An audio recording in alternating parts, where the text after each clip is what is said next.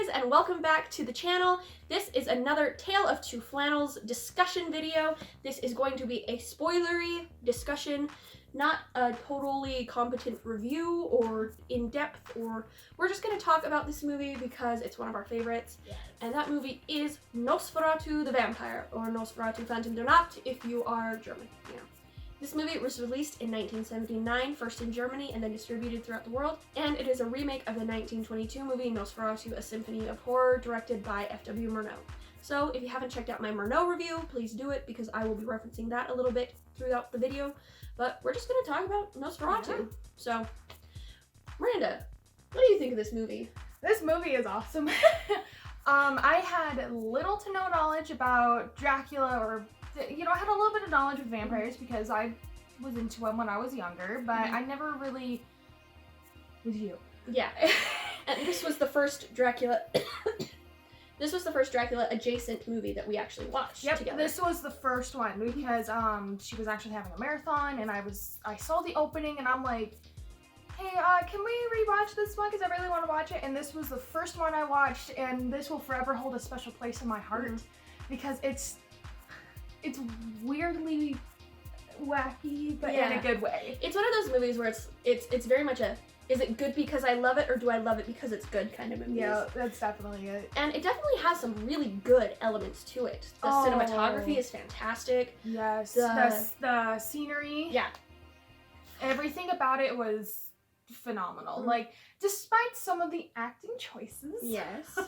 the whole setup and the whole, like, plot and characters, it's just, for that time period, it was actually phenomenal. It was really good, and it was made on a shoestring budget, crew of 16 people. Did not know yeah, I learned that while I was doing the research for this video. It was 16 people in the crew for this Honestly, movie. they could have fooled me. Yeah, it's just very pretty to look at. Yes. Something that the director Werner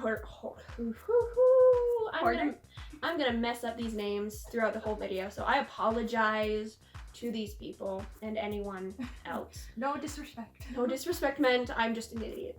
So Werner Herzog, who was the director of this movie, really loved Murnau's film. He said it was the greatest German horror film ever made, which I tend to agree. It's a fantastic movie. Go watch Nosferatu Symphony of Horror. It's on YouTube. Herzog had great respect for Murnau's film, and he said that he really wanted to capture the same spirit, which he did, and especially through the use of practical sets and filming on location, because that's something that Murnau was intent on. And I think you'll agree, it adds another layer of, I can reach through and touch this stuff. Yeah, this is really happening. It felt like I was actually there. Like, I could actually, like, oh, that's not green screen, that's an actual location. Yeah. And it was just, it made it feel like so much better. Those are actual bats crawling up everything. Oh my gosh. And a goose in a basket, and kittens roaming around the streets, and rats everywhere. This is yeah, I thought Nosferatu, A Symphony of Horror had rats. This movie is rat central. This is woo. Everywhere you look, there's at least a bunch of like 15-20 rats. It's everywhere. Gross. Especially with when she's running into the town square. Oh, they're everywhere. They're everywhere, and they're so gross. Because this movie, like Symphony of Horror, is about the plague. Nosferatu represents plague and disease and spreading ickiness throughout the land. It's a great way to see vampires. Yeah. And I really like that. Okay, let me look at my notes. While she's doing that, I'm going to talk about the kittens. No, I'm kidding. Do it. So the kittens, they're just so tiny and just so cute, and then she holds them, and they're so small and cute, and I just want a kitten. I know. And then when they paw, it's just so cute. Anyway. Alright, that's not the last time we're going to talk about kittens in this video either. I'm going to be squeezing in those kittens. Forever. Well, let's start with that. Miranda, who is your favorite character in this movie? Okay, the kittens. They just really added the character and everything, and it's just, they're so talented as an actor. No. I do like the kittens in there, not Of course. because I'm a cat person, and they look like my peaches. Please cut that. No. Okay. But they really add the character to Lucy in this. Lucy in this. They really add the kind-heartedness to Mhm. Lucy, and you know, it just Yeah. kind of added it onto the atmosphere. Mhm. Except for the ending. Yeah. They do help to soften her, and that's something Yes. that I talked about in my Nosferatu 22 review, Mm-hmm. which is the first time we see Ellen, who is the main girl in that. She is playing with kittens. Yeah. And that's our first introduction to her character. It shows how soft and feminine she Yeah. is. Yeah, even though she had a bird cage, it Mhm. still gave that illusion that she was still, what's the word I'm looking for? That she's still, like, I guess, soft and caring, and Mhm. you know, it just really added to Yeah. the atmosphere. It really did. And it helps soften her appearance because Yes. Isabelle Adjani plays Lucy, and she's fantastic. And we'll talk about her in depth a little later. But she has I would say her features are very like stark and dark in this. She has Mhm. dark circles around her eyes. Her hair is pitch black. She's very pale. And so She also wears like white dresses for Mhm. half of the film. yeah. So she's very monochromatic, and she looks like she belongs in a gothic movie, which Mhm. this is. And those kittens just help to add that softness to her character. Yeah. That her appearance kind of shows gothic and then softness. Yeah. So as much as I love the kittens, they actually serve a purpose. Uh-huh. But in all seriousness, my favorite character would probably have to be Lucy, because she's such a strong character, and She is. and everyone else in that movie has a role and a point, Mhm. but she's the most like, oh, when she's on screen, you know stuff is gonna go down. Yeah, she is incredibly powerful. That's Mhm. something she captures Mina's strength, but also her kindness, Mm-hmm. which is something that a lot of adaptations don't balance very well. Winona Ryder was great in Bram Stoker's Dracula. She was fantastic. Yeah.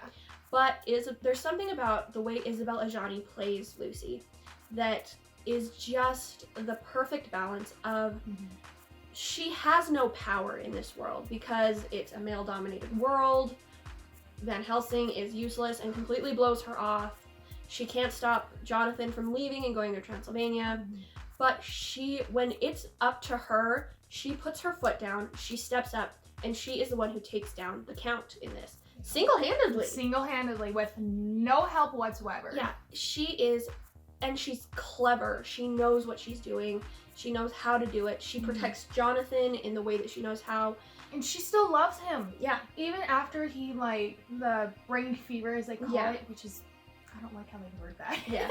But even then, he's like, he lost his memory, he doesn't know who she is, and she's like, she even tells the Count that Mhm. our love is unbreakable, and Yeah. we will always be there for each other, even in this state. And she proves that Yeah. through the movie. It's fantastic. Now, I absolutely love Lucy. And as I was doing research for this video, I came across something that makes me curious. Isabelle Adjani said of Lucy that during the scene, spoiler alert, she dies. I know. Ugh! I was so mad. Now, take this as you will. Now, coming from somebody who focuses more on the platonic Mhm. than the sexual, Isabelle Adjani said of Lucy's final scene, where the Count is, she said that Lucy reaches a kind of awakening there, and she doesn't want the Count to leave. Now, when we were watching this, we were talking about this last night while we were rewatching the movie. It looks like she is not under his control, but that she does not want him to leave until morning so that he'll die. And Adjani said that for her, she felt that that was Lucy desiring the Count. Now, I don't know how I feel about that. Mainly, not just because I love Lucy and Johnny. I ship them for life. Not just because I don't like when Lucy and Dracula get together, but because it doesn't fit with her character for the rest of the movie. It really didn't, no, because we saw no hint of Yeah. any desire or anything like that through the whole movie. Now, and again, all I see is platonic stuff. So maybe I haven't had a sexual awakening or whatever, but that's not the vibe that I was getting, and it didn't fit with her character for the rest of the movie. Yeah. Especially after the mirror scene, which we'll talk about when we talk about favorite scenes. Because holy crap, wow. But that was Ajani's take on that moment and her character, which is totally valid. I mean, especially, you know, as an actor, that sometimes your vision is different from the directors, different from the writers. So, because as an actor, you have to be in the moment, and you have to like kind of make up scenarios to be in that moment. So if that was in her moment kind of thing, that's great. I would have taken a different approach, but like someone once told me, you can never perfect a show. Someone will always have something different to take out of it. Yeah. And so that's not the vibe that I got, but it warrants mentioning, because I don't want anybody to come at me or us or the movie and be like, that's not the thing. It's all about sex. And maybe it is. It's not what we got. Yeah, it's all right. I'll bury the body. I'll bury them in the comments. Okay, so yeah, but Lucy is also my favorite character. She's just very powerful. Yeah. And Isabelle Adjani plays her with such grace and softness that when she finally steps up, you step back because you're like, okay, take me home, queen. Like, this is fantastic. You do not stand in her way. You know, I think I also just remembered when they're cascading all the people away and she's like, hey, I need to talk to someone. I just remembered she immediately was like, hey, I need to talk to the council or the mayor. I just remembered. She wasn't like, well, maybe I'll just talk to a neighbor or, you know, something. She was going straight to the source. I just thought of that. Yeah, she tries to get to the top level of the town, but they're all dead. Yeah, they were all dead, so it didn't matter. It's the plague, man. It's the plague. But nobody would listen to her because she's a woman and it's 1897. So, which is really frustrating. So, all right, Miranda, what would be your favorite scene in the movie?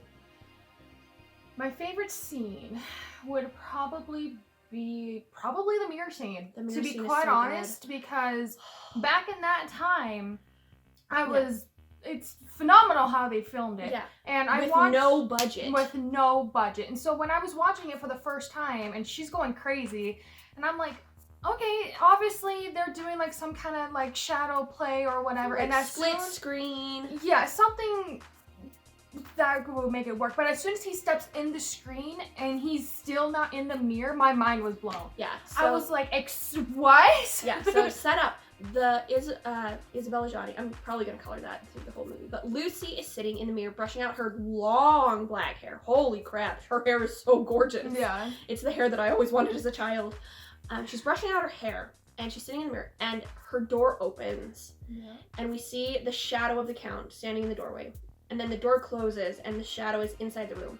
And it's like slowly moving. It looks like it's right behind her. Yeah. And he's not seen in the mirror. He moves up. And I was like you. I was like, okay, they're playing on the shadow from a distance. And then he just like appears next to her. Well, his hand appears first. Yeah. So he comes up behind her and we see his hand first right next to her head. Still not, Klaus Kinski, he's not a tall man. But he's tall enough that he should have been in the mirror. Yeah. Because the mirror is about like sitting length, like if you were on a. It's a tall mirror. Yeah, and it's phenomenal how they did that. Yeah, and then he just like slides up right next to her, and it was the first time I watched it. I was like you. I was like, okay, cool. And then he just appeared, and I was like, oh, it just made that was slick. It made it 10 times more intense. Yeah, it really did. And then Lucy's. Dracula sees Lucy's picture early in the movie when Jonathan is visiting him. And he's like, wow, she hot, I want a piece. So he slides up into her room and he's talking to her and he's like, look, I'm super lonely and super creepy. And you're gorgeous and, hit me up.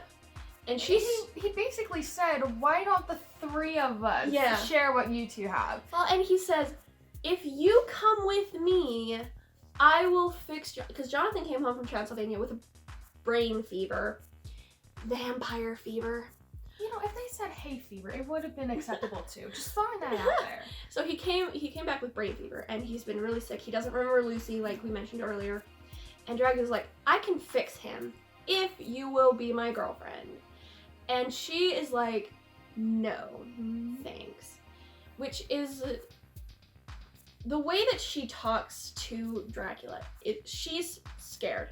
We can see that in her body language. Yep. But she does not back down. She says something along the lines of, he says he wants to participate. I'm having a stroke. Dracula says he wants to partake of the love that she and Jonathan have. And Lucy says, no one on earth, not even God, can touch that. And it's just like, yeah, okay. Like, you tell him, queen. And then she just goes on about how he offers Jonathan salvation, and she says that salvation comes from ourselves alone. So it's just a very powerful moment where we see Lucy and Jonathan's relationship and how the Count is not going to be able to touch that. As much as he wants to touch that, he's not going to be able to. She is not going to allow that to happen because she still loves Jonathan. And it's a really important scene too because it also shows how strong she is. Mm-hmm.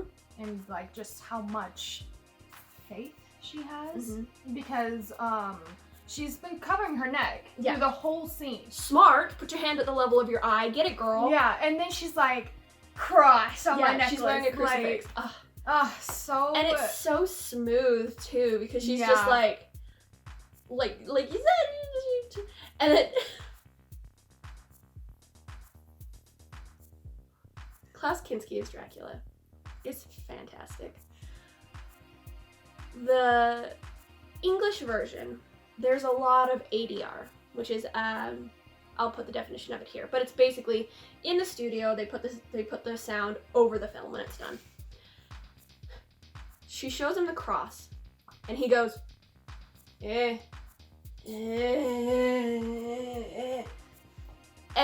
it breaks the tension of a very serious moment with just this heavy breathing and whining, and then he backs out, and we go back to serious tension because Mina, sorry editing me, Lucy hits him with good night. Mm-hmm. Period. And she's watching him leave through her mirror. She doesn't even look at him. She turns her back to him and she's like, get out. Like, that scene was just so amazing. It really was. And it was just that one moment of, he looks like he has to sneeze. Yeah, don't worry. I'm going to talk about that here. We're going to talk about some great stuff. Kinski as Dracula. Woo, man alive. I think another character that bears mentioning is Jonathan. Because Jonathan in this movie is really good. Yeah.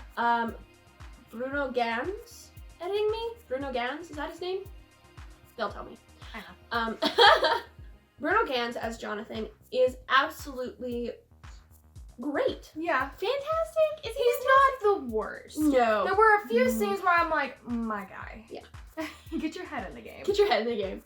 But he's not the most useless Jonathan. I would say he's probably second to Keanu Reeves' Jonathan. Okay, yeah. Yeah. From what I've seen. Yeah, he does his best to try and escape. Mm-hmm. It's not entirely successful. Can I say who my least favorite character is right quick? Yes. Timmy. Timmy is the worst. Van Helsing is useless. Yes. But Timmy. Freaking Timmy. He's just so... What are you here? Like, with your... freaking violin. Not even playing it well. No. This little gypsy boy that appears out of nowhere playing a violin. And he's just the worst. He's just there for 2 scenes, but it's 2 scenes where it's just like, shut up. Like, damn it, Timmy. Get out of my movie. Because when Jonathan escapes and he falls like 2 feet and gets unconscious. And dies, basically. Basically. Because he gives Drac, like, a full day ahead. And Timmy's just there like, let me just play myself. He's like, are you listening, mister? I don't care. You dying, I'll play you out, boy.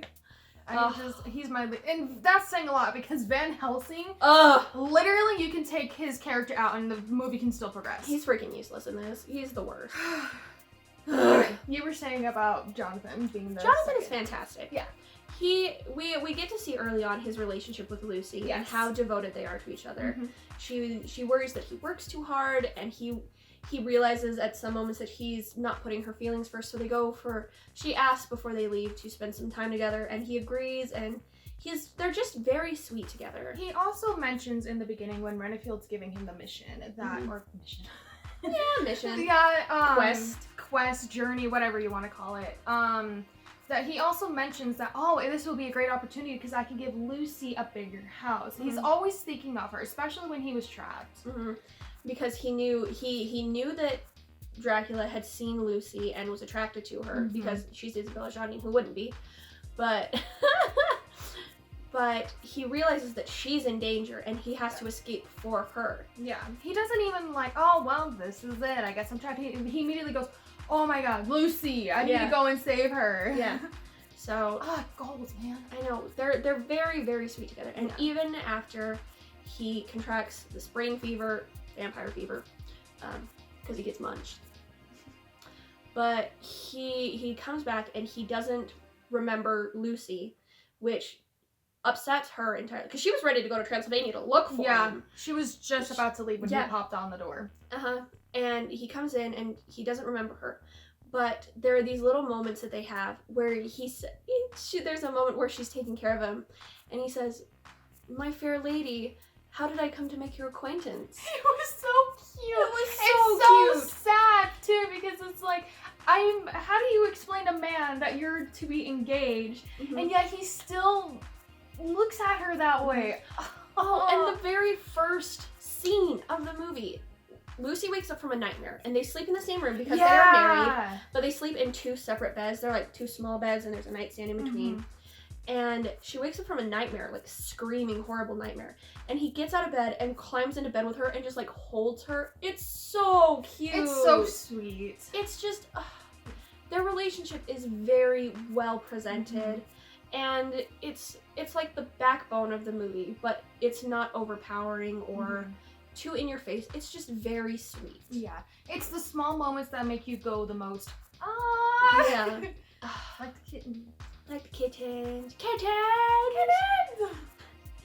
Okay, let me look at my notes again. Do you want to go about the box on the goose? Wait, the goose.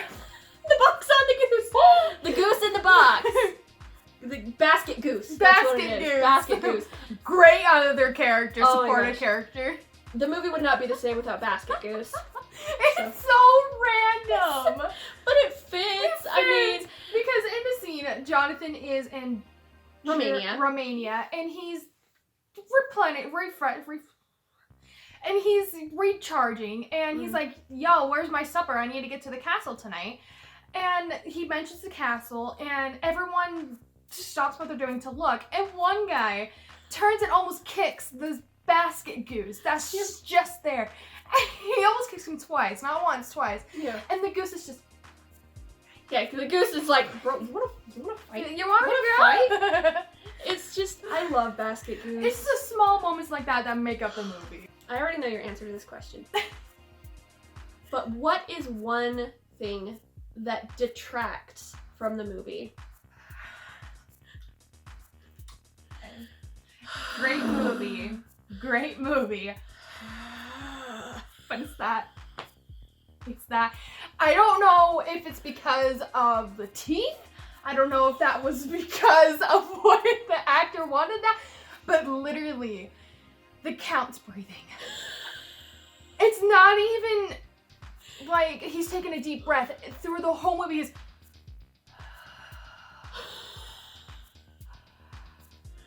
And it's like, my guy, shut your mouth. Because it's just so distracting. And it's like, my guy, just breathe through your nose, please. And it's so loud. It is. Like, the English version, there's a lot of ADR, which sounds like it doesn't belong in the movie. Which you're translating from German, and the actors are now speaking English, which aren't their native language. Ajani is French. I think Kinski is German. But Ajani at least sounds like she belongs in the movie. Yeah. She does really great at that. To be honest, I didn't notice it until the... Van Helsing. He literally ruined it for me because I was like, I'm not seeing it. And I should have known too because Drax random... That's just so loud. It's so loud. For no reason. The audio is not... Granted, it's 1979. How good are you going to be able to mix your audio? Low budget German film. 16 people on the crew. I understand. But it's so distracting. There are moments where it's okay, like when when Dracula is, after Jonathan cuts himself and Dracula's like, nah, that makes sense. Yeah, because he's a salivating, hungry monster. Yeah, but he did it for too long, in my opinion. Because that scene was also intense. I loved it because the breathing fit in that part. But it was what after that, where they're sitting down by the fireplace, he's still... It's so good. And I'm just like, okay, we get it. I just feel bad for Kinski too, because he was not enjoying his time on this film. He was a constant tantrum thrower. Except the only person that he didn't have problems with was his makeup artist, which I think is adorable. But he and Herzog would get into it all the time and just fight over everything. Did not know that. Yeah, I guess he was a not good person to have on set. But I feel bad for him because the teeth look like they're glued to both sets of his mouth. He doesn't look like he can open his mouth for like the majority of the film. Yeah. Which is stupid looking, but probably was really uncomfortable. And and they look like Play-Doh, which again, shoestring budget, I understand. Oh, they look so bad. Yeah. They look so bad. And granted, that could have been the main reason for the breathing, but it was just like, at least have some kind of like opportunity to like cheesily make the teeth stick out when his mouth is closed. Yeah. Or like something. Because he does it through the entire movie. And it's like, you don't need to add in all of that breathing. So loud. And the thing that gets me is the because he does it at so many points. Yeah. Oh my gosh. Great movie apart from that. It's just anyway. When we were watching the movie last time, another thing was starting to get to annoy me was Renfield's laughing.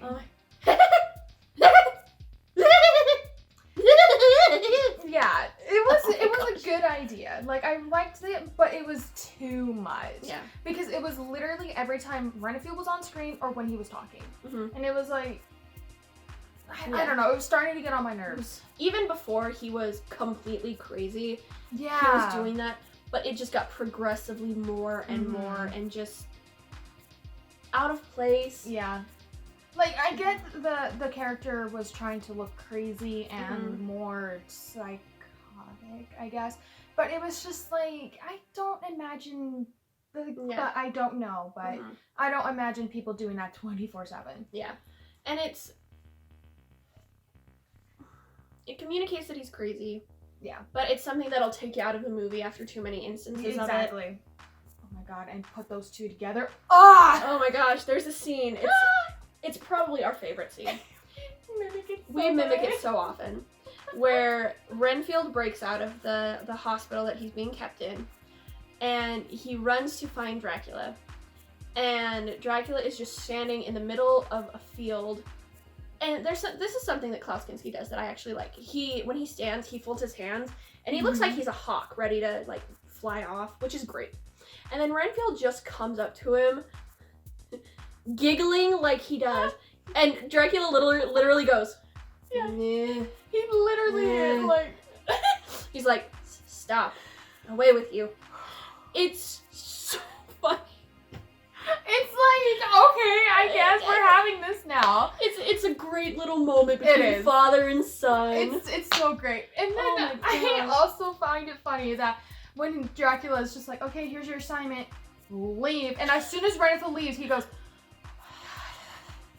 he literally rolls his eyes. It's so funny. It's like, this movie has been intense and atmospheric and gothic and horrific, and then it's just there's some moments where it's like when he's also frolicking through Main Square. I'm just like, Dracula frolics in this movie. Yeah, not a little bit. Full on. Like, arms swinging, cape flapping, frolicking. It's so funny. And it's like, it takes away that whole intensity. It really does.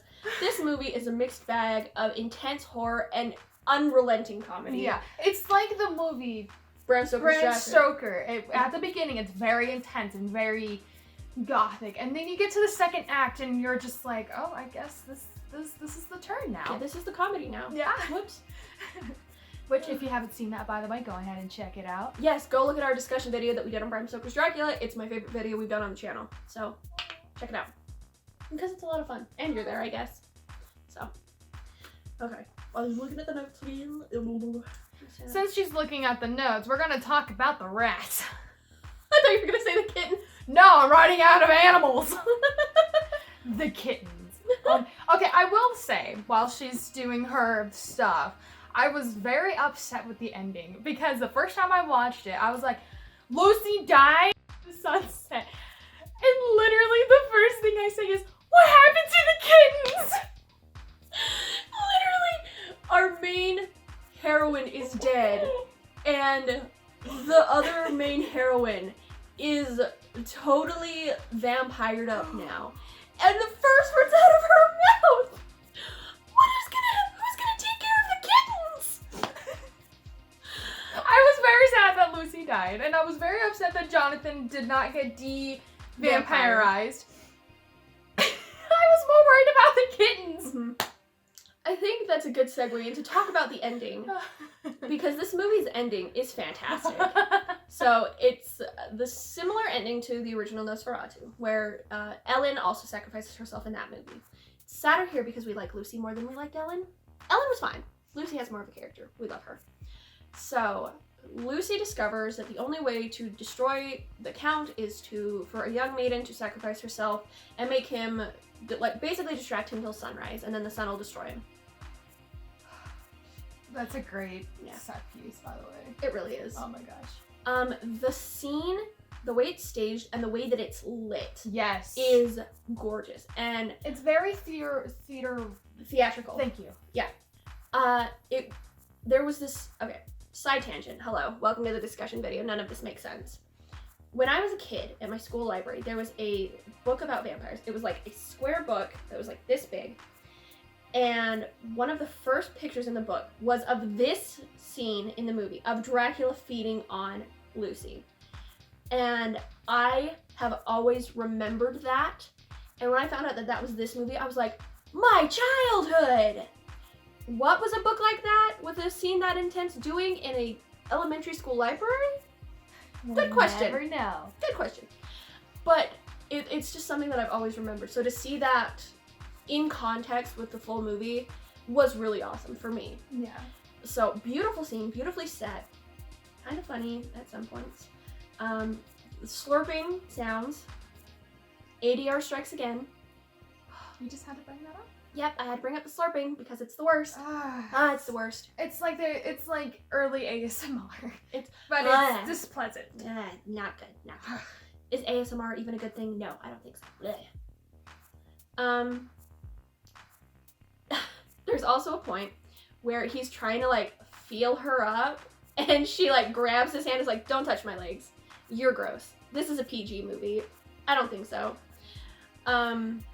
Great scene. Before she sacrifices herself, she starts looking for the Count's coffins, and she finds at least one and makes it so he can't go back to it. And then she takes the host, the sacrament wafers, and crumbles them up and puts a protective... Sam and Dean Winchester take notes. She puts a protective circle of it around Jonathan's chair. And it's just another moment of their relationship where she is taking precautions to make sure he's safe. And then she sacrifices herself. She dies, and then the Count... Didn't you also mention to me that this was the first time that a vampire was killed by sunlight? The original 1922 version was the first instance where vampires were killed by sunlight. Okay. But in this movie, he's more immobilized by sunlight. He literally can't and falls on the ground, and then he spazzes for a few minutes, and then he just lays there waiting for Van Helsing to come and kill him. It's hilarious. It's so weird too, because I'm used to vampires turning into dust. Yeah. So seeing him, and then that one spotlight. Yeah, there's a just on him. And I'll put a screenshot of it here. But it's just the strangest composition. And he just looks so dumb. Mm-hmm. But then Van Helsing comes in and checks on Lucy, realizes he was an idiot. What are you gonna do? She's already dead. And he gets a stake and a hammer, and he finishes off a count. Jonathan tries to stop him from this little circle of protection. There's not much, and to be fair, there's not much he could have done. Yeah. Because he's in the circle. Mm-hmm. And so he's like, oh no. Don't do it. Don't do it. Yeah. It's just fantastic. And then, great moment of acting. We don't see Dracula getting staked because it's 1979. And we always see is Jonathan, and we hear the moment, and Jonathan like grabs his chest because we see that Jonathan has become a vampire. He has been gooped, and he has fully transformed, and he has the ugly buck teeth, the ugly Play-Doh teeth. And Van Helsing after Van Helsing, I'm struggling today. I am struggling, my guy. So that's actually kind of interesting. Just staying on track for a little bit. Mm-hmm. You were saying that you think that he grabbed his chest and all that because he felt the Count's death. Okay. I was just gonna. Okay, sorry, I misunderstood what you were saying. My bad. You're good. So he feels the Count's death, and then he starts shouting for police. Yeah. And what little police is there? What little police is left? So these two men run in, and a maid, and he's like, "Go get Van Helsing! He's just murdered Count Dracula!" And Van Helsing comes down the stairs with a bloody stake in one hand and a hammer in the other. And the constable, the townsmember man, goes up to Van Helsing and was like, "Have you? With this stake that is covered in blood and your hand that is covered in blood? Did you do this?" And Van Helsing's like, "Yeah." And so the man turns to this other little old man that's standing next to him and was like, "Bless him, okay? Arrest this man." And the guy's like, "Get the police. There are no police. They're all dead." And then he was just like, "Well, take him to the prison." And it's just like, there's no one there to guard him. They're all dead too. It's like, well, just arrest him then. How? I have to have arms. Well, do you? No, I'm unarmed. It's just this freaking slapstick SNL comedy bit. And then my favorite part, where Van Helsing is just like, "Well, where are you gonna take me?" And then the little guy's just like, "I wonder myself." He's doing his best, bless his heart. Bless him. All of the cops are dead. All of the prison guards are dead. The town council and the mayor are dead. It's like, you might as well just let him go at this point. Who does he have left to kill? Yeah, and then the guy was even like, "Well, that's the court to decide." It's like, they're all dead, my guy. Oh, it's so dumb. And then Jonathan tells the maid to get a broom and clean up the dust on the floor, the host that is keeping him safe. And he does this little sidestep jump out of the circle. Fantastic. And then we see that he has those ugly fangs. Mm-hmm. And we're like, "Oh, Johnny, no! No, Johnny, no!" Yeah. So Johnny's a vampire, Lucy is dead, so is Dracula. Johnny rides off into the sunset. And the kittens are homeless. And the kittens are now homeless. Let's see. What are a couple of other good things about this movie? I want to talk about the sets. Yes. I love the scenery. When Jonathan is going to the Count, we see his journey and the scenery that he's in. I also love the tavern. I'm still trying to understand why they made this a choice, but when he's in the tavern getting his food, he's so tiny. And the scene behind him is so large, like they're giants. Mm-hmm. I loved that. I love the shadow play that they did with the buildings and stuff like that. Oh, just the things that the set-wise that they did was amazing. Yeah. And the scenery, the majority of the movie was filmed in the Netherlands. Mm-hmm. And you can see it has kind of that style and influence. Huge mountains, rushing river, giant waterfall. Forest, the waterfall, oh my gosh. And it just gave me very much the land beyond the forest kind of vibes, which is what Transylvania translates to, is the land beyond the forest. That is so cool. Yeah. And it just gave me that majestic, old world, full of mystery. Mm-hmm. It just felt like you were there. It did. Like, it was just so cool. And I also loved, I'm going to bring this up too, the camera work. Yes. I loved the camera work because when Jonathan, I think it's just Jonathan, I can't think of any other character that they do this to, but when he's walking and or like exploring, the camera, they didn't have trolleys, I'm imagining. Yeah. Because the camera was walking with Jonathan, so it felt like we were walking with him. I call it the James Wan shot because that's a shot that he utilizes in many of his, especially his horror films, where it's following right over the shoulder of the person, and it's not smooth. You are there on the adventure with them. Yeah, it's so good. So, and it just goes back to what we were saying about being in the moment. It was just that camera work, because we can see the urgency and what he sees, and it was just really cool. I really loved it. Yeah.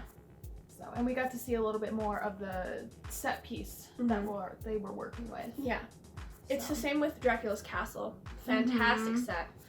Because it feels cramped and it feels like it's closing in on you. And you know, another thing I really liked about it, Bram Stoker was really good with their props and everything for Dracula's castle, but what I really liked about Nosferatu's is there's not much.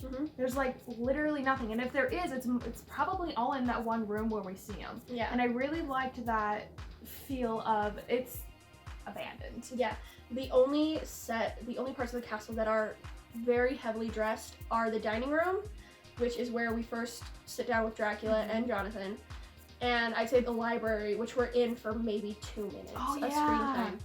So, but even Jonathan's bedroom that he stays in is very sparse. Yeah. It's the bed and a table. Yeah, that's basically it. And a curtain. And a curtain with bats crawling all over it. It's not even a curtain because it's covered in spider webs and has holes in it. Yeah. So, and even the windows were broken, which was really cool. It gave a great sense of the decay and the forgottenness of the castle. So very well done. Very well done. So, all right. How does this adaptation of Dracula stack up to the others that we've watched? For what we watched, if I'm going to be quite honest, it feels like this could be its own movie. Like what I liked about this is that it's not a Dracula remake. It kind of has that feel of it could be its own thing, but it was still taking the elements from Dracula, and I have to still remind myself this is a Dracula remake.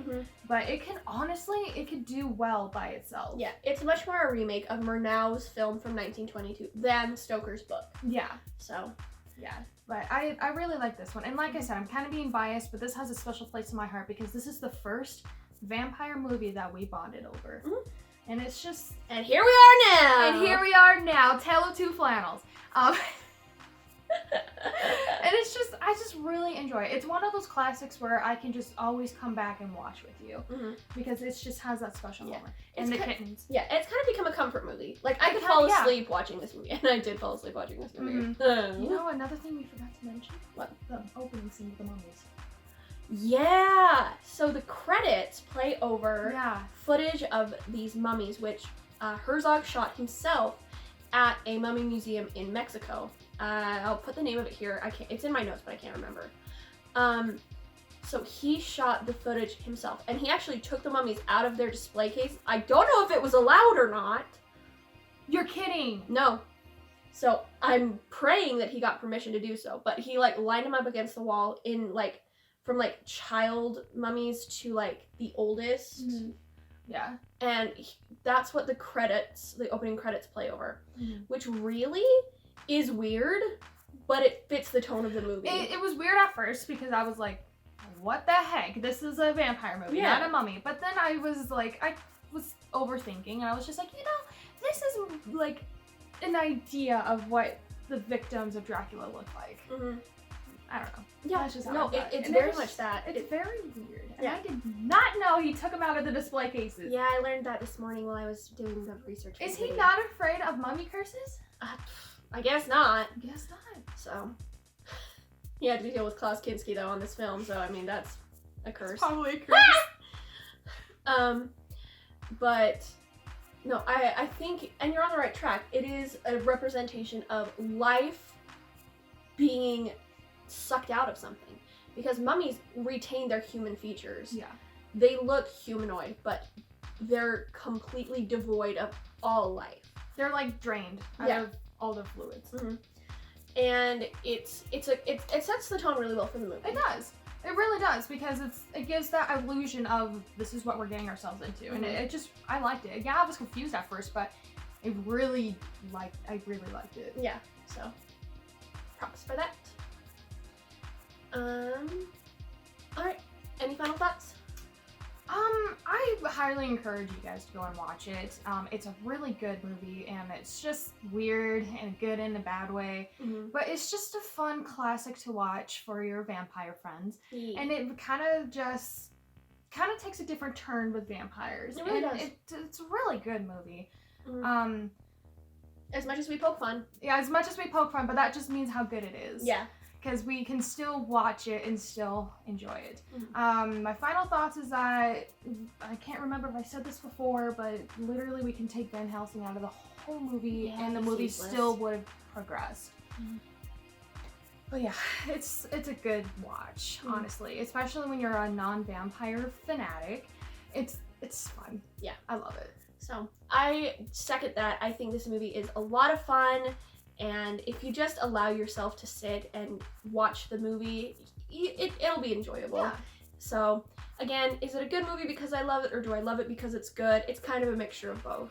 I don't have an answer for that. Yeah. To be quite honest. So, I do want to watch it in German still. So, Yes. we'll have to, one of these days, we'll have to sit down and watch it in German and see if the ADR is better. But the performances are great. Yeah. The dialogue is fantastic. Yes. And the characters are very, very sweet. Yes. And great. Isabella Johnny. No one has the same personality. No. Everyone has a different personality. Yeah. And I really think they portrayed that very well. Mm-hmm. They were each very distinct and very strong characters. Mhm. So, and we love that. We do. Character is the thing that I always look for the most. And then the scenery. This scenery is amazing. Fantastic. If you love landscaping, Ugh, this movie is also amazing for that. it really is. So, All right. Well, thank you so much for joining me today, Miranda. yeah, thanks for having me. Yeah, this is always so much fun. We love doing Tale of Two Flannel videos. So, please do go check out Miranda's social media. She is on TikTok. She's almost at 7,000 followers. I want to get her there before her birthday. So go follow her on TikTok. I'll put the link down in the description. Check out her Instagram. She is a fantastic cosplayer and content creator. And sometimes we collaborate, which is a lot of fun. Like So, right now. Yeah. So go check her out, and please do remember to subscribe to my channel for more vampire-related content. I have a lot of fun stuff coming up that I'm very excited about, as well as a few little surprises. So thank you guys so much for hanging out with us today. Thank you again, Miranda. And as always, we will see you next time. See ya! Bye, guys! Bye!